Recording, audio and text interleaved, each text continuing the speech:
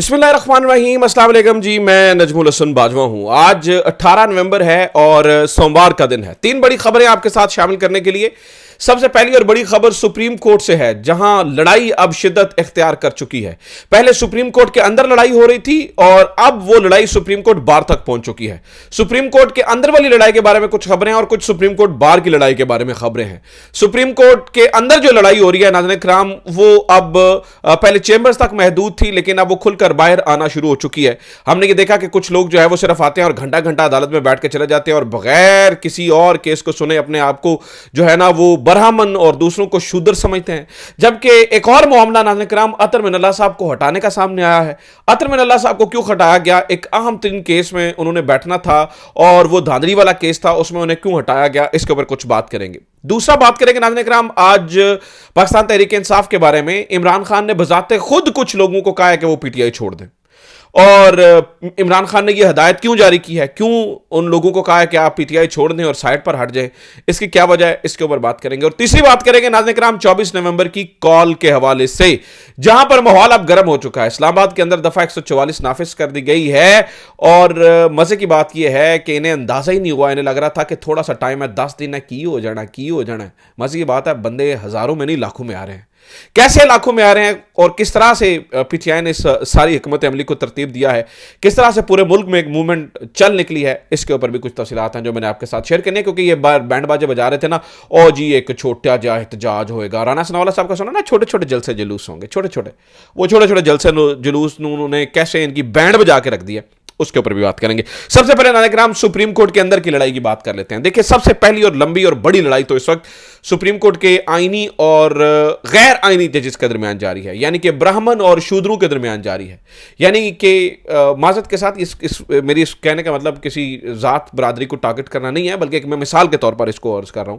सब यानी आप देखिए ना कि आईनी बेंचेस अपने आप को ब्राह्मण समझना शुरू हो चुके हैं। यानी कि वो अमीनुद्दीन खान साहब, जिन्होंने कभी जिंदगी में कोई कोर्ट का कोई ऐसा कोई वजाहत नहीं दी, यानी कि कोई तशरीह नहीं किया नहीं मामलात की, वो है भी मतलब उनको एक अदालत के अंदर नहीं अदालत बना के रख दिया गया है। मजे की बात यह है कि आज ये जो 7 रुकनी बेंच है, यानी जिसमें 6 बंदे बैठते हैं, इन्होंने सिर्फ 1 घंटा पहले, इन्होंने 2000 केसेस इनके पास लगे थे और इनका ये था कि ये ठक ठक ठक ठक केसेस को फारिग करेंगे और जनाब बता देंगे कि देखिए ये थी वो वजूहात जिसकी वजह से आईनी बेंच को बनाया गया है।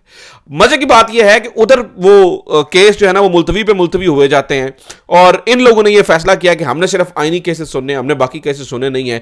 आज ये बेंच बैठा और सिर्फ 1 घंटा 9:30 से 10:30 तक, और उसके बाद कहानी खत्म। अब जो बाकी मामलात हैं वो नाज़रीन किराम पूरी कोर्ट के अंदर डिस्टर्ब होना शुरू हो चुके हैं। या अफरीदी साहब की हैसियत एक मुंशी की सी बाकी रह गई है, क्योंकि नाज़रीन किराम एक अहम तरीन केस के अंदर जस्टिस अतर मिनल्लाह साहब बैठ रहे थे, अचानक उनका नाम जो है वो तब्दील कर दिया गया। वो केस था ये जो धांधली की शिकायत आ रही थी। मैंने आपको बताया था कि उसके ऊपर 3 जजेस साहब बैठ रहे थे, अकील अब्बासी साहब थे, अतर मिनल्लाह साहब थे और मेरे ख्याल से शायद बिलाल साहब थे साहब में तब, या ये मलिक शहजाद साहब थे। तो अब नाज़रीन किराम उनको अतर मिनल्लाह साहब को तब्दील करके शायद बिलाल साहब को उनकी जगह पर जो है ना वो उस बेंच की सरबराही दे दी गई है। नहीं सॉरी, शाहिद वहीद साहब को उनकी जो है ना वो बेंच की सरबराही दी गई है। ये बड़ा ही एक अजीब मामला हुआ। चूंकि अतर मिनल्लाह साहब के सामने ये केस आता तो अतर मिनल्लाह साहब ने बखिए उधेड़ के रख देने थे इलेक्शन कमीशन ऑफ पाकिस्तान की। और पहली बार ऐसा हो रहा था कि अतर मिनल्लाह साहब के अहकामात को ना मानते हुए जिस तरह से इलेक्शन कमीशन ने ड्रामेबाजी की थी, रंगबाजी की थी, वो सारी आज जो है ना वो कोर्ट के सामने खुलने वाली थी। अब यही अफरीदी साहब का क्या ही मामला बाकी रह गया नाज़रीन किराम, वो क्या ही मामला बाकी, क्योंकि देखिए वो पूरी एक अदालत नीचे बन चुकी है। अब अतर मिनल्लाह साहब क्यों उठे हैं, क्यों उनको हटाया गया है, अब इसके ऊपर पूरा एक कंसर्न है सुप्रीम कोर्ट के अंदर। लोग अब या अफरीदी को, वो जो पहले तो अमीनुद्दीन खान साहब को सिर्फ जो है ना वो पकड़ रहे थे, पूछ रहे थे और टारगेट कर रहे थे कि भाई ये सारी ड्रामेबाजी और पखंडबाजी हो रही है। अब या अफरीदी से पूछ रहे हैं, या अफरीदी से पूछा जा रहा है कि क्या आपका किरदार सिर्फ एक मुंशी का है? आप आए थे, आपने बड़ी बड़ी बातें की थी, आपने कहा था कोर्ट रूम नंबर 1 में नहीं, सिर्फ तमाम कोर्ट्स के अंदर लाइव ट्रांसमिशन दिखाया जाए। मुझे एक बात बताइए, या अफरीदी को आए हुए इतने दिन हो चुके, किसी एक मुकदमे की लाइव ट्रांसमिशन आपने देखी है? किसी एक और तो और चाहिए तो ये था कम से कम आईनी बेंचों की तो लाइव ट्रांसमिशन करते आप, लोग देख पाते। नहीं, वो कुछ नहीं वहां पर हो रहा, वो एक मुकम्मल। और यहां पे नंदनकराम सबसे बड़ा मसला पता क्या बन गया है, जो सुप्रीम कोर्ट के अंदर अब अगली लड़ाई, सबसे बड़ी लड़ाई होने जा रही है, वो बेशक याहिया अफरीदी साहब एक मुंशी बन के रह गए हैं, लेकिन सुप्रीम कोर्ट का कुछ वकार तो है ना। अब दो प्रैक्टिस एंड प्रोसीजर कमेटियां बन गई, हम दोनों ने फैसले करने हैं कि कौन से केस किसके पास लगेंगे, कौन से केस किसके पास लगेंगे। मिसाल लीजिए कि अब ये कौन फैसला करेगा कि यार ये केस आईनी बेंच में जाना चाहिए था, ये नहीं। एक मिसाल है, एक केस आता है, ये जो गैर आईनी अदालत है वो कहती है हमारे पास लगेगा, आईनी अदालत कहती है हमारे पास लगेगा, तो कॉन्फ्लिक्ट आ जाएगा। फिर उस कॉन्फ्लिक्ट में किसकी सुनी जाएगी, इसके ऊपर आईन मुकम्मल तौर पर खामोश है। ये जो उन्होंने पखंडबाजी की है उसके ऊपर भी खामोशी है, यानी कि कोई चक्कर नहीं है। ठीक है, खामोशी खामोशी और खामोशी है। तो इसके ऊपर क्या होगा, अंदर खाते नाज़रीन-ए-किराम इतना ज्यादा लावा पक चुका है कि वो लावा फट जाएगा। उसकी वजह यह है कि आप देखिए ना, आज 28 खवातीन ने सुप्रीम कोर्ट के अंदर एक दरखास्त दायर कर दी है, और उस दरखास्त के अंदर कहा गया है कि ये जो 26वीं आईनी तरमीम है उसके ऊपर फुल कोर्ट बनाया जाए। कहां तक याहिया अफरीदी साहब भागेंगे? और ये जो 28 खवातीन वकला है ना नाज़रीन-ए-किराम, ये बहुत ही टॉप की और बड़ी अच्छी खवातीन वकला हैं जिन्होंने ये दरखास्त दायर किया है। याहिया अफरीदी साहब बचकर कहां तक जा सकते हैं? याहिया अफरीदी साहब अपनी निगाहों को कहां से कहां तक छुपा सकते हैं? अल्टीमेटली नाज़रीन-ए-किराम, अल्टीमेटली वो जो है ना वो सामना करना पड़ेगा। आप कबूतर की तरह कब तक आंखें जो है वो बंद करेंगे? दूसरा, ये जो लड़ाई जो सुप्रीम कोर्ट के अंदर हो रही थी, अब सुप्रीम कोर्ट बार में आ गई है। मैंने आपको बताया कि दोनों मुख्तलिफ ग्रुप्स के अंदर जो है ना वो बने। पिछले दिनों में ये हुआ कि सदर साहब ने अमीनुद्दीन खान साहब को बनने को वो जी बड़ा उन्होंने खुशाइंद करार दिया, एंड दिस एंड दैट ऑन फ्ला और ढिमका और बड़ी सारी बातें की। सेक्रेटरी साहब ने कोई और स्टेटमेंट जारी कर दी। अब आज मजे की बात यह है कि क्या ही वकला ने करना है, सुप्रीम कोर्ट बार में सदर के हुक्म के ऊपर तमाम दफातर को सील कर दिया गया है और इख्तियारात वापस ले लिए गए हैं, और सेक्रेटरी साहब को बाहर निकाल दिया गया है और उनके अमला सील लिया गया है। मजे की बात यह है कि इनका कॉन्स्टिट्यूशन यह कहता है कि तमाम इख्तियारात सुप्रीम कोर्ट बार में असल में सेक्रेटरी के पास होंगे। अब यहां पे मसला यह है कि जो सदर है वो एहसन भून ग्रुप का है, आजम नजीर तारड़ ग्रुप का है, और ये कौन सा ग्रुप है? ये मफामती ग्रुप है, यानी कि ये जो सारा सेटअप चल रहा है उसको गारंटी देने वाला ग्रुप है। जबकि दूसरा ग्रुप जो है वो मुजामती ग्रुप है, जो हामिद खान ग्रुप का है। सेक्रेटरी जिनके हैं वो हामिद खान ग्रुप के हैं। तो सदर साहब जो जिनका कॉन्स्टिट्यूशन के मुताबिक, इनके अपने कॉन्स्टिट्यूशन के मुताबिक ओहदा अलामती होता है, उन्होंने फोन करके सारे दफ्तर ही सील करवा दिए। और सेक्रेटरी जिसके पास असल एग्जीक्यूटिव पावर्स होती हैं, जिसके नाम से जो है ना वो प्रेस रिलीज जारी होनी होती है, सेक्रेटरी साहब को से सारी चीजें ले ली गई हैं। यानी कि आप नाज़रीन-ए-किराम, अभी याहिया अफरीदी साहब को शायद समझ नहीं आ रही है कि मेरे आए हुए अभी महीना नहीं हुआ, 15-20 दिन 25 दिन हुए होंगे, लेकिन जो मैंने यहां पे ऊधम मचा रखा है, मैं 3 साल कैसे गुजारूंगा? याहिया अफरीदी साहब आप अपनी आंखें कबूतर की तरह बंद करके बैठे हैं। और मैं आपको बता दूं नाज़रीन-ए-किराम, इसीलिए मंसूर अली शाह और मुनीब अख्तर भी इसीलिए जो है ना वो नहीं पीछे हट रहे। उन्होंने पता है कि चोट मारते रहेंगे याहिया अफरीदी साहब कितनी देर बर्दाश्त कर सकेंगे। और मैं याहिया अफरीदी साहब के बारे में यह भी बता दूं कि ये एक कमज़ोर जज हैं, ये एक बुज़दिल जज हैं। ठीक है, कितनी देर प्रेशर को हैंडल कर सकेंगे? ठीक है, ऊपर से आपने जो भी कमिटमेंट की हो आई डोंट नो, लेकिन अंदर से आप कितना प्रेशर को हैंडल कर सकेंगे? हमने जब ये आए थे तो जो इन्होंने अमूमी तौर पर नए नए इकदाम किए थे, हम बड़े खुश हुए थे इनसे, पूरी पाकिस्तानी कौम ही बड़ी खुश हुई थी। लेकिन अब वो समझ में आती है कि वो सारे इकदाम आई वॉश थे, ताकि वकला की तंजीमें और ये सारे जो है ना वो ठंडे होकर बैठ जाए। मंसूर अली शाह को उठा लिया, अब मंसूर अली शाह साहब को साइडलाइन कर दिया गया है। आपने प्रैक्टिस ये भी जुमेरात गुजर गई, प्रैक्टिस एंड प्रोसीजर कमेटी की मीटिंग हो रही है, को मिनट्स बाहर आते हुए देख रहे हैं, को पता चल रहा है क्या? फिर वो कोई खत लिखेगा, फिर समझ में आ जाएगी कि अंदर खाते क्या चल रहा है। यानी कि सुप्रीम कोर्ट के अंदर नाज़रीन-ए-किराम लड़ाई ही लड़ाई है, और ये ऐसे मामला जो है वो चल नहीं सकता है।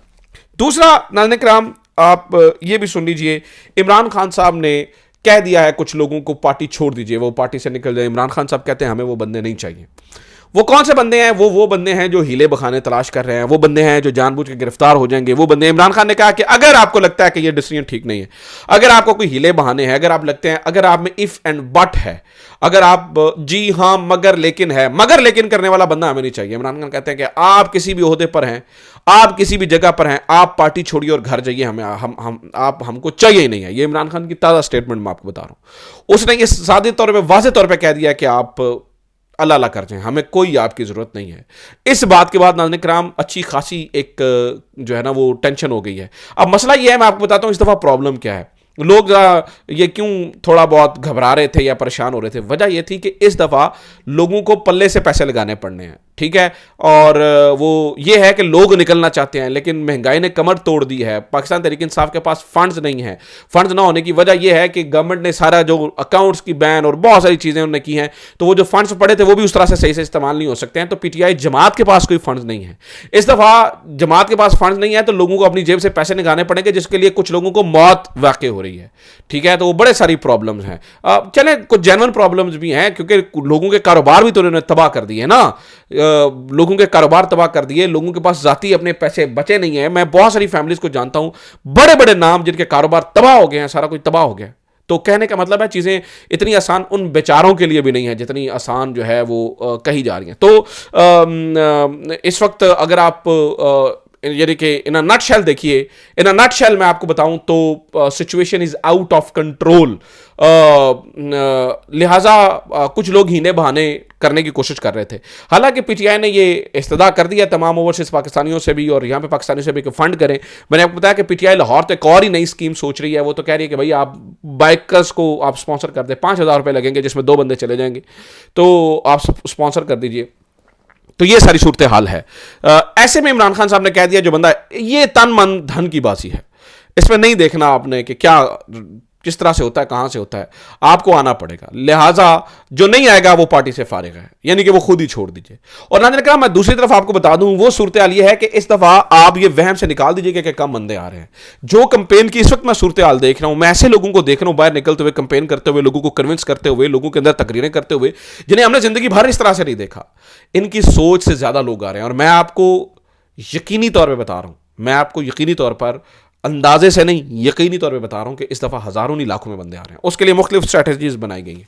जैसे कि मैंने आपको बताया कि इमरान खान ने कहा है जी छोटे शहर से 5,000, बड़े शहर, माफ़ कीजिएगा, बड़े शहर से 10,000 बंदे आएंगे। वो किस तरह से ये डिवाइड कर रहे हैं नीचे। नाज़रीन किराम, हर एमपीए को कम से कम 500 बंदा लाने का टारगेट है और हर एमपीए को कम से कम 1,000 बंदा लाने का टारगेट है। अब देखिए, किसी भी हल्के के अंदर, अब मिसाल है, मैं एक छोटे शहर की बात करता हूं, गुजरात एक बहुत बड़ा शहर नहीं है, उसके अंदर भी 4 एमएनएस के हल्के हैं और 8 एमपीएस के हल्के हैं।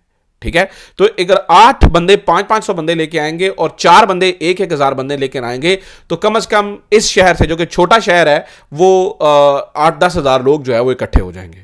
तो ये इस दफा हर एक बंदे को मॉनिटर किया जा रहा है, उनकी लिस्टें तैयार की जा रही हैं, लोगों को देखा जा रहा है और लोगों से सवालों जवाब किया जाए कि भाईजान आप बताइए आपके पास बंदे कितने हैं, और उनकी जिम्मेदारी उनको लाने और जाने की इनके पास होगी। गो के हर एमपी और एमएनए का इस दफा ठीक ठाक खर्चा होने वाला है। लेकिन मैं आप इस वक्त देख रहा हूं लोग भी तंग आ चुके हैं ना। लोग कहते हैं कि ऑलरेडी कौन से कारोबार रह गए हैं, ठीक है कुछ होगा, खर्चा हो जाएगा तो क्या ही फर्क पड़ेगा, ऑलरेडी इन्होंने हमारे कारोबार तबाह कर दिए, जो वो नुकसान हुआ है उसका क्या है, और नुकसान करते रहेंगे। तो वो जान खुलासी चाहते हैं, इस पूरे निजाम से जान खुलासी चाहते हैं। लिहाजा नाज़रीन किराम, गज वज के आ रहे हैं इस दफा, गज वज के लोग आ रहे हैं और मैं खवातीन को खास तौर पर देख रहा हूं। और फिर इसी तरह से पंजाब से जो लोग निकल, मतलब केपीके से तो निकल ही रहे हैं, केपीके में तो माहौल गर्म हो चुका है इस टाइम, पंजाब के अंदर भी माहौल गर्म हो चुका है। That's what PTI needed. देखिए ना, आप लाहौर की देख लें, इतना बड़ा शहर है, अगर लाहौर से ही रेला चल गया ना, लाहौर से ही रेला निकल पड़ा, वो संभालना मुश्किल हो जाएगा और फिर मोमेंटम बन जाएगा। अगर कुछ लोग निकले ना तो फिर बाकियों में हौसला पैदा हो जाता है। वो डोमिनो इफेक्ट की तरह एक ब्लॉक गिरेगा तो फिर सारे ब्लॉक गिरते चले जाएंगे। तो ये इस वक्त की सूरत हाल है और ये इस वक्त की सिचुएशन है। बाकी मैं आपको बताऊं नाज़रीन किराम, दूसरी तरफ इमरान खान को जो है ना वो टाइट करने का निजाम भी साथ ही साथ हो रहा है। जैसे कि मैं आपको बताता हूं, 190 मिलियन पाउंड केस के अंदर 342 का बयान अभी इमरान खान का दर्ज हो रहा है। उसके बाद जो है वो, यानी कि उसको मेरे ख्याल से 1 दिन की मोहलत दी गई है या 2 दिन की मोहलत दी गई है। उसके फौरी बाद यानी कि जल्दी ही इमरान खान को सजा सुनाने का इसमें इम्कान है। 342 का आपको पता है बयान एंड पे ही होते हैं जब सजा सुनाना करीब होता है। इसी तरह से तोशाखाना 2 केस, उसके अंदर भी कुछ इसी तरह से हम देख रहे हैं, फर्द जुर्म आयद होना और ये सारे मामला चल रहे हैं। और वो आज फर्द जुर्म आयद नहीं हो सकी, हम सुन रहे थे कि आज ही फर्द जुर्म आयद हो जाएगी। इसी तरह से मुख्तलिफ बाकी केसेस हैं। आज जज जो जस्टिस सरबाब मोहम्मद ताहिर हैं, उनकी अदालत में बताया गया कि 62 मुकदमा सिर्फ इमरान खान के ऊपर इस्लामाबाद की टेरिटरी के अंदर हैं। तो बाकी तो आप किससे ही छोड़ दीजिए। कहने का मतलब है कि हर तरफ मामला जो है वो अजीब होते चले जाने। आखिरी खबर सुन लीजिए नाज़रीन किराम, मार्केट के अंदर हलाल वीपीएन भी दस्तयाब है। अल्लामा राग़िब नईमी साहब जिन्होंने कहा जी वीपीएन हराम है, भाई लोगों ने ऐसी क्लास ली, ऐसा तुन के रखा है, इनको ये अंदाजा ही नहीं है, इनको अंदाजा ही नहीं है उलमा हजरात हैं, कुछ थोड़ी सी 4 किताबें ही पढ़ लें दूसरी, इन्हें अंदाज़ा हो जाए कि आपकी आईटी इंडस्ट्री चलती वीपीएन के ऊपर है। बहुत ज़्यादा जगहों के ऊपर आपको वीपीएन इस्तेमाल करना पड़ता है। आपने सिर्फ सियासी कमेंटिंग के लिए तो वीपीएन इस्तेमाल नहीं करना होता, आपको ऊपर से ऑर्डर आया, आपने हलाल हराम का फतवा जारी कर दिया। अब वो कहते हैं नहीं नहीं नहीं नहीं नहीं, गवर्नमेंट के तस्दीक शुदा और उनसे और मुस्बत क्रिटिसिज्म से नहीं होता जी, वो हलाल ही रहता है। यार ये आप पुरानी बातें छोड़ दीजिए, वो जी पेपर मशीन हराम है जी, कैमरा हराम है, वो जी वीडियो कैमरा हराम है, जी लाउड स्पीकर हराम है। खुदा के लिए यार हाथ थौला रखें यार, कुछ ना कुछ मतलब थोड़ा सा आगे बढ़े, थोड़ा सा आगे बढ़ने दीजिए। तो अब इनको थोड़ा सा अक्ल को हाथ मारा है इन्होंने, वीपीएन वाला जो हराम वाला कहानी है वो बैकफायर की है, अब इसलिए मार्केट में हलाल वीपीएन की कहानी भी जो है वो आ चुकी है। सो ये अब तक खबरें, उम्मीद करता हूँ ये वीडियो आपके लिए इन्फॉर्मेटिव रही होगी। अपना ख्याल रखिए, खुदा हाफिज़, पाकिस्तान जिंदाबाद।